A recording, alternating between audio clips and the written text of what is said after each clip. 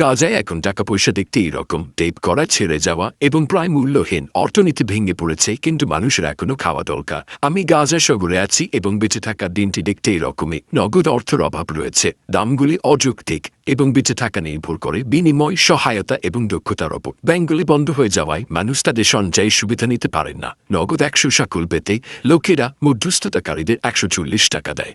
আমি গাজার একজন নাগরিক, প্রায় 2 ঘন্টা হয়ে গেছে। আমি এখনো নগদ টাকা খুঁজছি। আমি আমার ব্যাংক অ্যাকাউন্ট থেকে নগদ পাওয়ার উপায় খুঁজে বের করার চেষ্টা করছি, কিন্তু পারছি না। সমস্যাটি হলো, আপনি যে নগদ টাকা তোলার চেষ্টা করছেন তা থেকে একটি বিশাল কাজ হাত রয়েছে 40% ওপরে। 1000 শাকুল আয় $300। আপনি 600 শাকুল পাবেন, যা 200-এরও কম।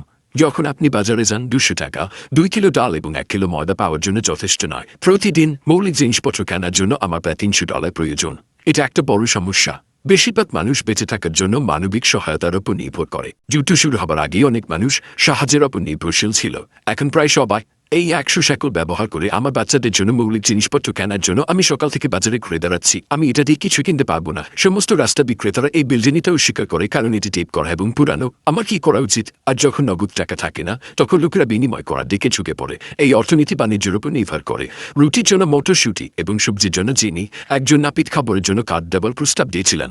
আমরা এখানে অনেক কিছু শিকার হই। প্রথমত, টাকার নোটগুলি নষ্ট হয়ে যায়। আরেকটি সমস্যা হলো বাণিজ্য ভিত্তিক নতুন অর্থনীতি। বার্ট কারো মতো সেলুনে এসে জিজ্ঞাসা করে যে সে রুটির বিনিময় চুল কাটতে পারে কিনা। মানুষের কাছে টাকা নেই এবং এখনো পর্যন্ত সরকারি খাতের বেতন দেওয়া হয়নি। চাকরি চলে যাবে এবং ব্যাংক অ্যাকাউন্টে বেতন বন্ধ হয়ে যাবে। মানুষ যা করতে পারে তা করে। সুজে টমেটো এবং শসা কেনার জন্য চা বিক্রি করা, ধাতু সংগ্রহ করা বা ব্যবহৃত পণ্যের ব্যবসা করা। গাজায় বেঁচে থাকা কেবল সাহায্যের প্রশ্ন নয়।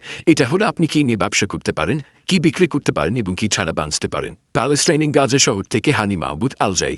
এটা হলো আপনি কি নিয়ে ব্যবসা করতে পারেন, কি বিক্রি করতে পারেন এবং কি ছাড়া বাঁচতে পারেন।